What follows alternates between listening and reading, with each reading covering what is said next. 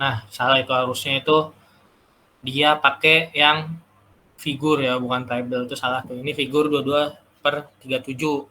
Kita harus nyari apa? Nah, nyari kita pakai kecepatan. Kecepatan kita itu 17, ya kan? 17 sama si apa?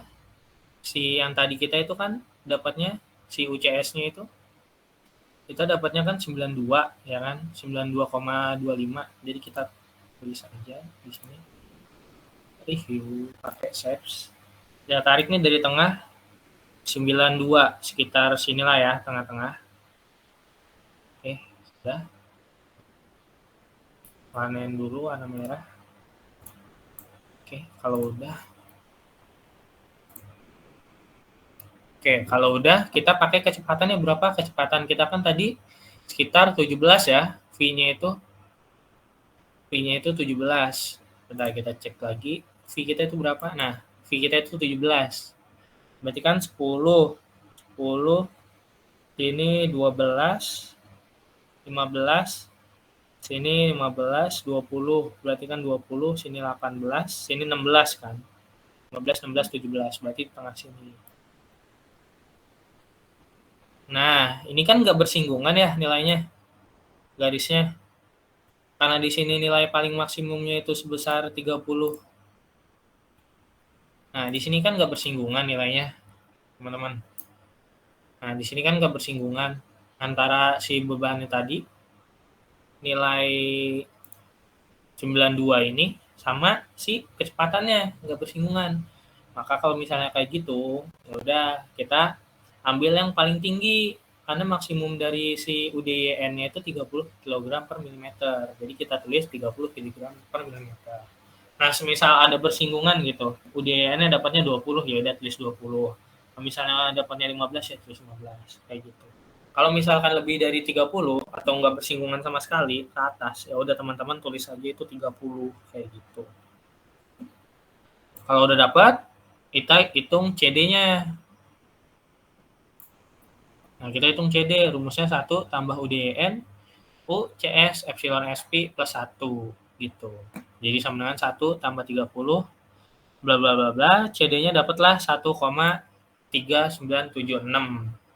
Oke, jadi udah dapat nih kita. Selanjutnya kita nyari CZ. Nih, CZ dari tabel 22/19. Data yang diperlukan adalah material dari roda gigi tersebut.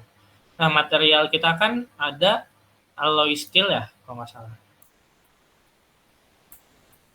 Material kita itu alloy steel. Alloy steel, yaitu CL sama baja dan apa nih alloy steel apa nih? Ada yang tahu?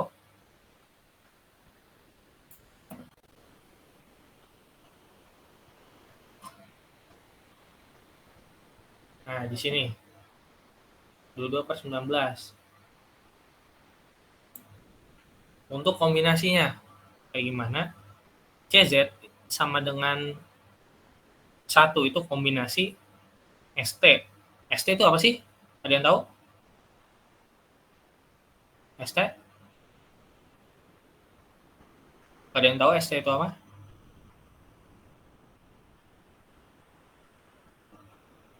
Kurang tahu, Bang. Hah? Nggak ada yang tahu kah?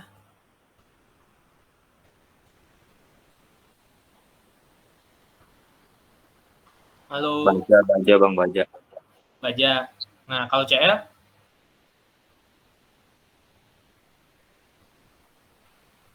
Nih, sini nih. ST itu baja. Nah, ST itu baja, CL itu besi cor. Nah, di sini kita gunain yang, nah, kira-kira ada yang tebak bisa yang mana nih kita gunainnya? ST sama ST nih. 0,55 itu, Bang. 0,55 kan CL sama CL. Nih, Bukan. 1 itu untuk ST sama ST, 0,74 itu untuk ST sama CL, 0,5 itu untuk CL sama CL. Kita pakai apa nih? Kan kita itu baja sama campuran ya. Baja campuran. baja paduan lah gitu. Bukan pure sama steel doang, baja doang. Jadi kita pakai yang mana nih? Kombinasinya. Ini kan baja nih, baja sama baja. Ini baja sama CL, campuran. Ini CL sama CL. Kita pakai yang 0,74 ya, karena ini alloy steel paduan gitu. Mana soalnya? Sini nih. With alloy steel gitu. Alloy steel MN CR5 with super hardness segini. Oke, jadi kita pakai yang 0,74. Nah, setelah itu kita cari buat T-nya berapa. Nah, T-nya itu kita hitung dulu di sini. Untuk T-nya itu rumusnya CZ FRW U kecil, di sini U kecil ya, CS CD. Jadi dapatlah segini 0,74 dikali 2,79 dikali ini terus dibagi 72 bla bla bla bla gitu ya. Jadi dapatlah nilai 0,3519 gitu. Nah, buat nyari si CT-nya, nah, ini rumusnya ya, CZ FRW B per U CS CD. Kita dapat 0,35. Nah, untuk menentukan distribusi beban dari CT-nya, linear atau enggak gitu. Nah, di sini gue mau nanya, kita gunain beban linear atau parabolik? Ada yang tahu? Di sini? Gear itu untuk distribusi bebannya bakal linear atau parabolik? Ada yang tahu nggak? Halo?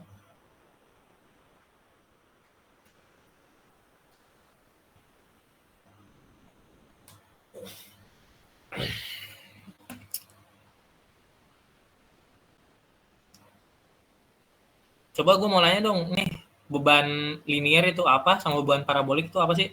Ada yang bisa jawab nggak?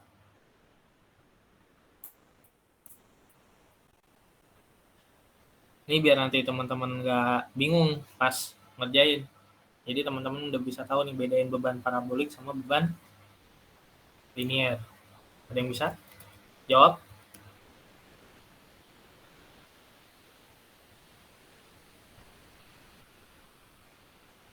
Bang tahu bang.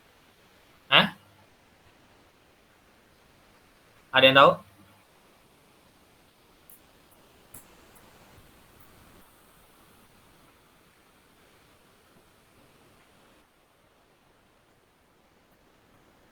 Kayaknya nggak ada yang tahu deh bang.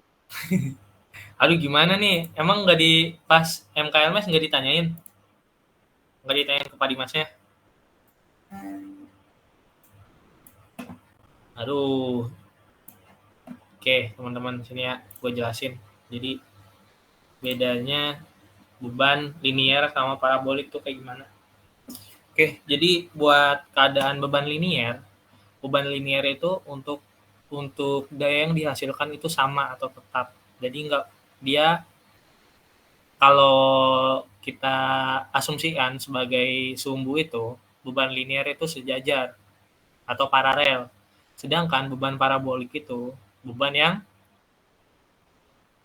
entah itu berpotongan ataupun non intersection atau non linear ya, non paralel gitu. Jadi nanti ketika kalian temu CT linear atau CT parabolik tergantung sama soal kalian. Kalau misalnya spur gear ya kan, gear to gear ya kalian pakainya yang linear. Kalau misalnya kalian pakai yang dapat soal intersecting atau non intersecting pakai yang parabolik. Jadi kayak gitu. Ntar kalau misalnya gua ada salah buat linear atau parabolik mungkin bisa dikoreksi ya. Tapi sepengetahuan gue sih kayak gitu. Jadi karena ini kita spur gear, jadi kita dapat nih buat T yang kita hasilin kan 0,3 ya. Nih yang kita hasilin kan 0,3. 0,3 linear. Nah, berarti dapatlah nilai buat CT ini itu sebesar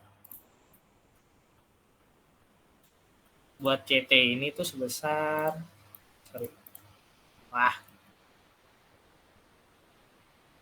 Nah, buat CT untuk linear itu sebesar 1,15. Gitu, teman-teman. Nah, selanjutnya kita balik lagi ke soalnya. Oke. CT-nya 1,15 dapat. Oke. Terus data yang diperlukan adalah T. Ini udah. Terus menentukan harga C rho sama dengan 1 di gambar 2238. Cari 2238. Nah, di sini 2238. Kita cari dulu. Nah, jadi sebenarnya kita nggak perlu capek-capek ngeliat grafik ya, karena sudut kemiringan kita 0. Ya kan? Rho kita 0, ngapain kita nyari? Ya udah kita lihat aja bawahnya nih. Kalau misalnya rho-nya 0, C rho-nya itu sama dengan 1. Itu. Jadi nggak perlu kita pusing-pusing nyari nih. Ya udah kita tulis aja C rho-nya sama dengan 1. Selesai. Gitu. Kalau misalnya sudut roda gigi miring, ntar beda lagi ya. Tuh. Lanjut, kita cari intensitas beban efektif atau BW, B besar W di sini. Rumusnya apa? B, CS, CD, CT, sama CB dikali semua. Tuh, dapatlah BW-nya sebesar 8,957. Tuh, kilogram force per milimeter.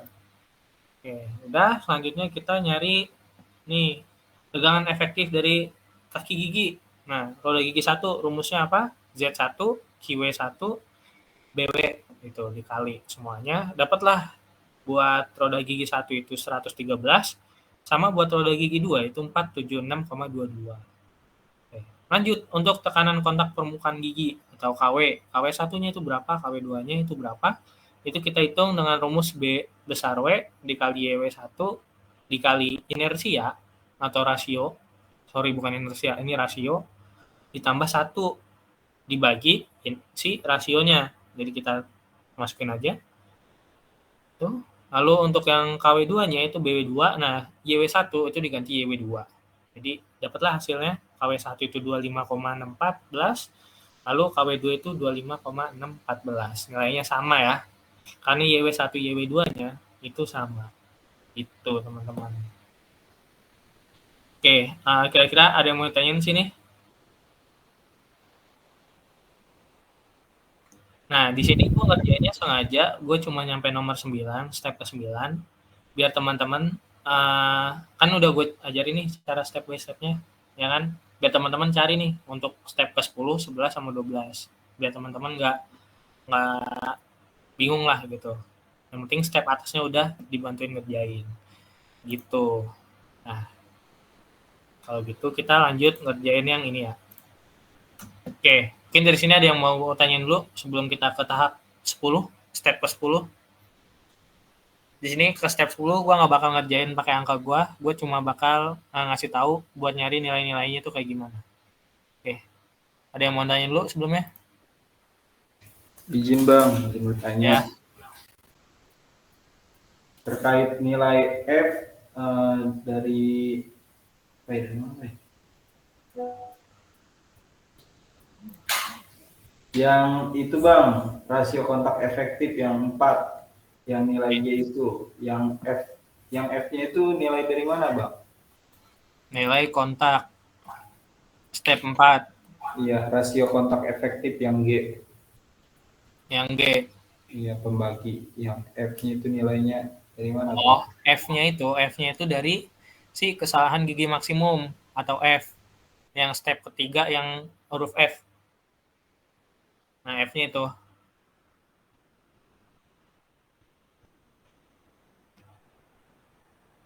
Oke, aman? Oke Bang, kasih Bang. Ada lagi? Itu untuk V-nya itu kecepatannya Bang. Iya, untuk V-nya itu kecepatan. Ada lagi yang lain?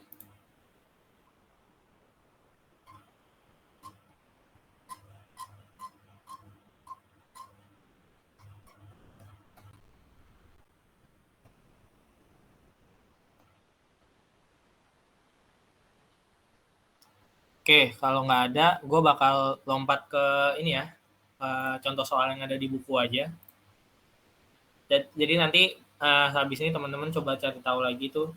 Gue akan udah ngerjain sampai step ke 9 ya. Nanti lu lanjutin aja buat belajar. Atau enggak lu nanti mau belajar lebih dalam lagi, nggak apa-apa. Oke, nah di sini gue bakal ke contoh soal yang di buku Niemann aja. Nah, kita selanjutnya itu mencari harga Emax itu. Emax itu harga yang yaitu harga terbesar dari Emax sama dengan epsilon 1N PM, ini modul ya, cos 2, rho G, cos theta 0. Nah, rho G-nya dari mana? Rho B-nya itu dari mana? Rho B yang tadi tuh. Masih ingat nggak? Rho B itu yang mana? Ayo. Rho G, ini rho G. Sorry. Ini yang sama dengan 1 ya. Ini bisa tulis 1 atau nanti kalian cari tahu rho B itu apa, rho G itu apa. Jadi dapatlah gini, untuk mencari harga Emax-nya itu dapat 11,13 kayak gitu. Nah, kalau udah, kita lanjut ke step yang kedua, itu mencari harga YF. Nah, YF di sini itu 12,7 rumusnya dibagi DB1 dikali ini harusnya nyambung ya. Jadi 12,7 dikali rasio reduksi tambah 1, DB1 dikali I, rasio reduksi kayak gitu. Pangkat 2 dalam kurung 1 dibagi Mx per 10 pangkat 4. Lalu dikali akar modul Mn, ini sama ya. M kecil sama Mn itu sama, dikali akar modul. Jadi dapat di sini untuk tahanan scoringnya itu 0,65. Lanjut mencari harga M test dalam M dari tabel 22/29. Data yang diperlukan adalah data pelumas dari pemakaian roda gigi, sedang nilai viscositas yang dipilih berdasar tabel 22/28. Nah, kita cari di sini data yang diperlukan adalah data pelumas dan jenis pemakaian roda gigi. Kita lihat soalnya di sini. Untuk pelumasnya itu berapa? Ini tabel berapa tadi? Tabel 22/29.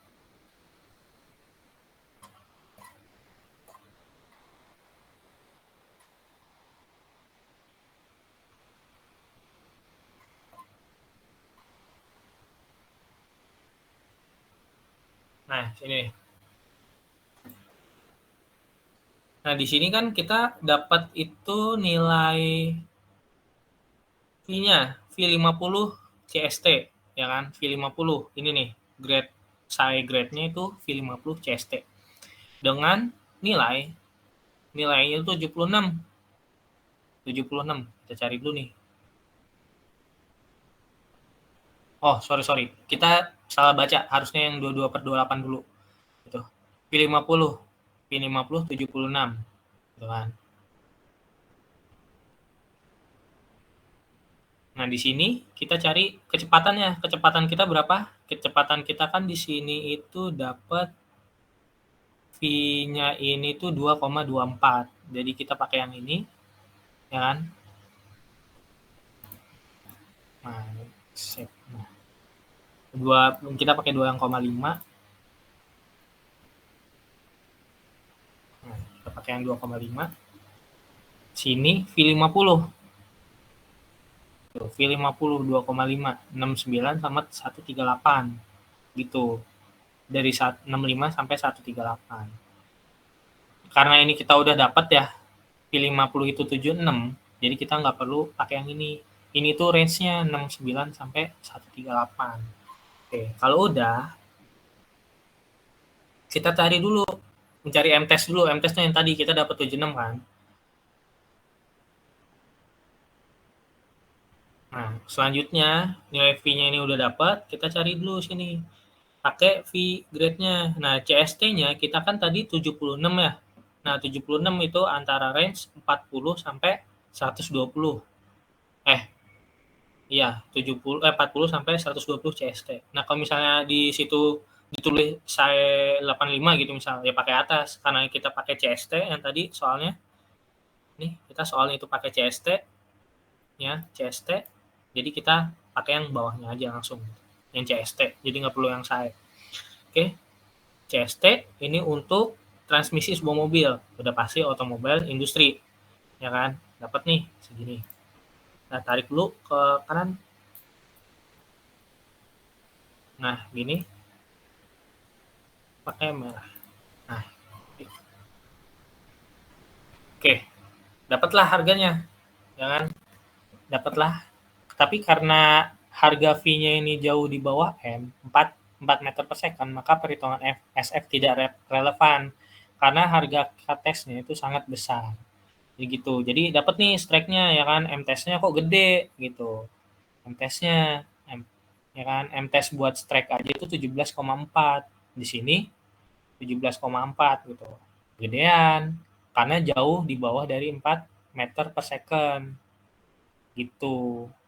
Harga fee kita nih, fee yang kita nih, yang kita itu di bawah dari 4 meter per second. Kalau misalnya fee-nya di atas itu, kita bisa dapat. Tapi karena itu di bawah, jadi untuk perhitungan SF-nya itu jadi kecil dan tidak relevan. Sehingga harga KTS-nya itu sangat besar. Gitu. Oke, di sini di step 10 ada yang mau tanyain buat tahanan scoring?